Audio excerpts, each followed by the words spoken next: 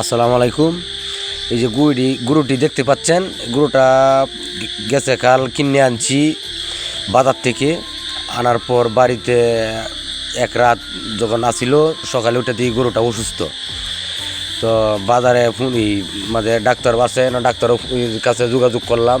ডাক্তারের সাথে যোগাযোগ করিয়া ডাক্তার আসছে, গরুটা দেখলো, দেখে বলতেছে পেটের মধ্যে গ্যাস হয়েছে। তো গ্যাস হওয়াতে ডাক্তারে অনেক চিকিৎসা করলো, করার পরে স্যালাইন দিল। স্যালাইন দেওয়াতে বলতেছে পেটের থেকে গ্যাস বার করতে হইব। সুই দিছে, সুই দেওয়া হাতে টিপিয়া পেটের থেকে গ্যাস বাইর করতেছে। এই যে আপনারা তো দেখতে পাচ্ছেন, এই যে সুই পেটের ভিতরে ঢুকানো আছে, এর থেকে আপনার গ্যাস বাইর করতেছে।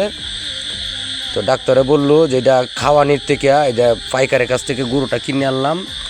আনার পর ওই যে পাইকারে কি খাওয়াইছে, খাওয়ানির থেকে গরুর পেটে এই গ্যাস হয়ে গেছে।